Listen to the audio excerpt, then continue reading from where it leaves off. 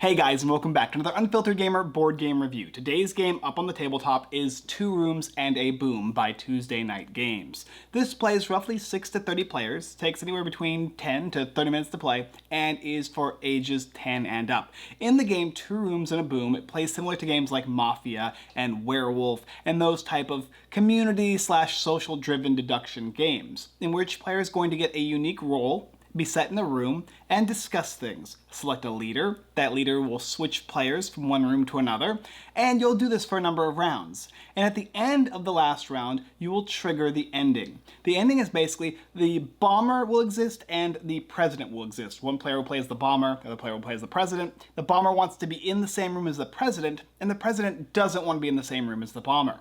And from there, anybody on the team of the winning side, whether it be bomber or president, will also win. There's also a variety of gray characters. These are characters that will have their own victory conditions where they can win the game, will also be decided. And of course, there's a wide variety of unique characters that have kind of an allegiance to one side or the other, but also required to do their own thing as well. We'll talk about this game and the setup very briefly because it's a pretty simple, straightforward game, and then we'll cover my review for Two Rooms and a Boom.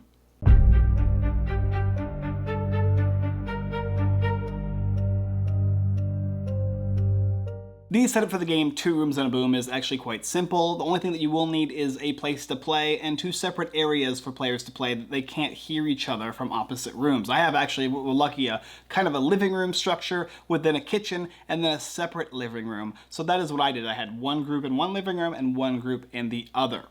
To set the game up, you're going to determine how many players are playing and how many of each type of team is required. And if you're playing with an odd number of players, I always suggest you at least one gray team and make it the gambler for your first game. If you have an even number of team players, then you can go ahead and decide how you want to do it, but you can just make it blue and red. Blue is the president's team, red is the bomber's team. You'll always have to have at least one bomber and one president in the game, and that is the main factional leaders. Everybody plays with their roles secret though, so once you've determined who you want to play on your teams with, in this case here I actually put these into sleeves, and so I had a number of guests that I played with, 4, 5, 6, 7, 8, 9, 10, 11 people, and then I designated 4 to be red, 4 to be blue, and I had 3 grays at one point or another, but I started with just the blues and the reds. But you always have to have a president and always a bomber. Shuffle these cards face down, then deal each player their card secretly. That card is theirs for the remainder of the game, and they should not show it to anybody unless they determine to do so. Once they have their cards, what's going to happen is you're going to separate the rooms into 2 separate sets. I would just randomly designate players to go into one room or the other, and then once you have done it evenly, you can begin the game. Beginning the game, you'll have each room select and designate a leader, and that leader is basically voted upon. One person will elect them, people will vote if they want them, and a majority decision determines if that leader is the leader for the round, and could be consistently from rounds to come. Once that happens, then the discussions can go on. Typically what can happen is players can actually reveal their character or just their character's identity to another player. So if you want, you can just reveal like your color. So you're like, okay, I'm on the red team. Or you can reveal, I'm the red and I'm a thug. Now that differs depending on the character that you have, but for the majority, you're basically going to be like able to discuss things, and you're also going to be able to show your cards. There's also some rules with depending on who you are, what you can do. So for instance, the thug, if he does share, he can protect players from revealing any more information. Or the mime is a player that can never speak, similar to games like Werewolf. If you're just a red team member, that's just a character who wants the bomber to win, and the bomber is a player who simply wants to be in the room with the president at the end of the 3rd round. And there is a variety, and I mean a variety of characters in this game with all their own unique requirements. Playing as Romeo and Juliet, they both want to be in the same room and they want the president to survive, and they also want to die by the bomber. If you're playing as the gambler, you're just going to gamble on what side you think is going to win before everyone reveals their roles. MI6 is going to try and share their card with the president and the bomber. And if you're the robot, the first player who is sharing a card with you is the player you want to remove from the game. So there's a variety of ways you can win this game. And even when you're on the same team as a president or bomber, there's objectives you might need to achieve or actions that you'll have to take. So the game, how does it work? You've elected your leader in your room and you've started a timer, and I believe it's 3 minutes. In fact, you have this little leader card that you'll have for each room. There's 2 of them, and based on the number of players will determine, so in this case 11 to 13 players, that states that there is going to be a number of rounds, and each round, at the end of each round, the leader of that room is going to designate a number of players to leave this room and enter the next room. And that leader can be anybody that was designated by the group. Once the new people show up, so in this case 11 players, 2 players will switch for the first round, then 1 player for the second and 1 player for the third. When the players switch, you can choose to delegate a new leader. Somebody can go, okay, I'd like to actually nominate Mark instead of Susan, and then people will vote. Or you can just simply keep the same leader that you had. And leaders are never allowed to nominate themselves.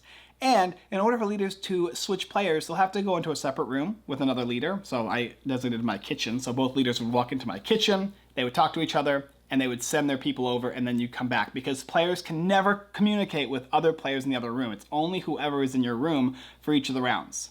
So the first round, time is over, leaders swap players, you begin a new round. Revealing cards if you want, revealing information from the previous room, revealing what you may or may not want to have happen or who you think might be who, and then bam, the round is over, the timer is done, and you swap players again. And you'll do this 3 times. At the third time that you switch, that will end the game, and players are going to reveal their objectives. Some players might have to reveal before others, but it's always the bomber and president last. Once you reveal those, you'll determine, was the bomber with the president in the same room? If so, the red team wins. Was the bomber not with the president? Then the presidential team will win. And that's basically the idea of the game. It's a fairly simple game. It plays like Werewolf, but in separate rooms, and it does not require a narrator. So there you go, the setup and how to play. Let's talk about now what I think about 2 Rooms and a Boom. So 2 Rooms and a Boom is basically leaderless Mafia / Werewolf. It's a game that you can play without a leader. It does not require phases in the same senses like Werewolf, where you close your eyes and whatnot. In this game, you're just simply swapping players from a timer. The timer will start, you'll do your things in your room, and then the leader will swap players, and the other leader will swap players, and then you'll get new players in your room, or you yourself will move yourself or migrate yourself to a new room. This is a communication espionage game where you have bits of information from one room or from players from one room that move to the next, or when you move to the next, and you know what you are, and you know a little bit about what other players are based on if they've shown you things or given you hints. Maybe I haven't talked the whole game. That might mean I'm the mime and I can't speak, or I'm pretending to be the mime and I'm the bomber. Maybe I'm the bomber and I have a suspicion that you're on the same team as me. I might reveal myself to you, and then you can then say, oh, he's good, I just checked him, but nobody's seen who you are.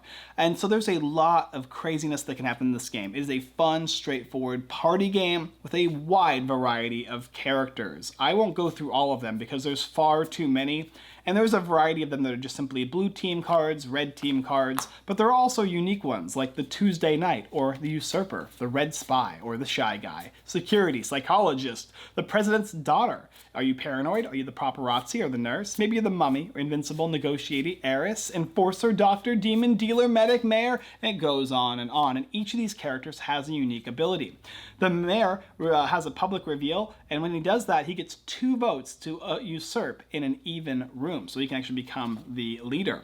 Maybe the criminal, if you can card share shyly, so you don't have to actually reveal who you are.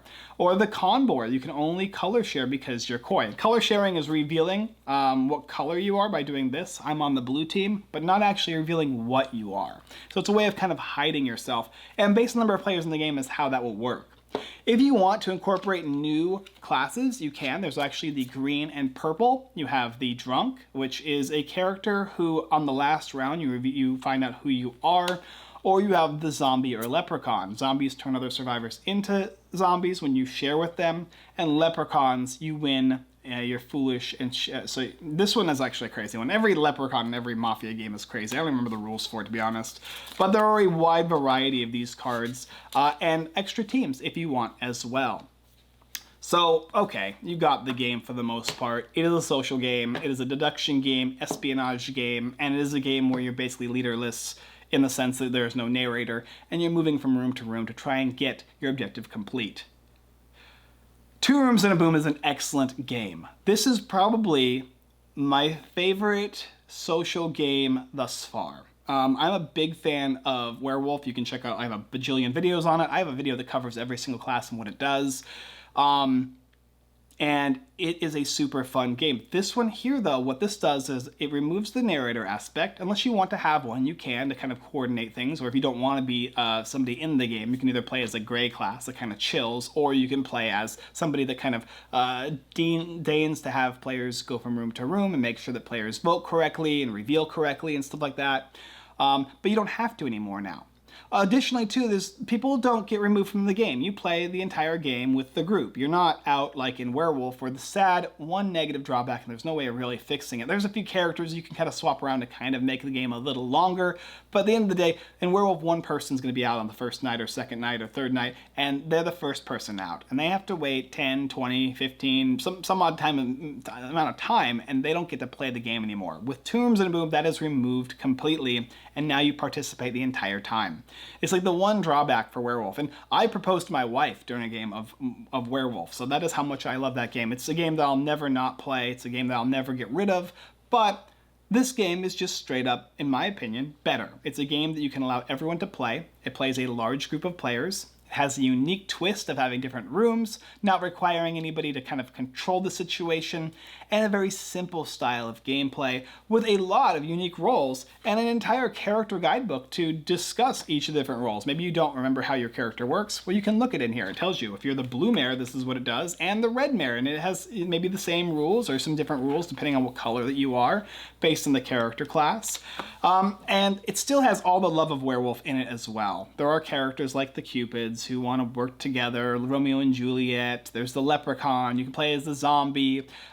There's certain characters that will be silent, or like instead of the silencer, now you have the mime. But in reality, it's basically Werewolf. It shares a lot of similar qualities to it, but adds some unique twists that change the game to make it better. Better in the way that players can play. You have to play the entire game out. There's always a suspenseful ending like Werewolf, and so, in my opinion, one of the greatest social games in a long time that I have played, if not the greatest of all time.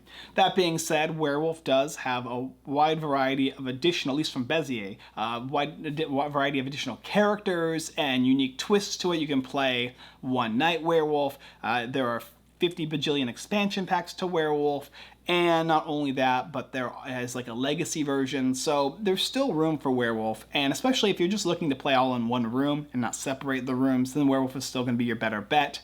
And if you want to be the narrator, if you're the host of a party, it might be more fun for you to be able to do that role. In this case, there is no narrator, so if you like the narrator position, this is kind of eliminated, unless you want to kind of mock it up, which in house rules for games like this is very simple to do. Throw in a narrator card, shuffle it in, and then that player can make sure that everything goes well in the game, kind of like a murder mystery dinner party theme.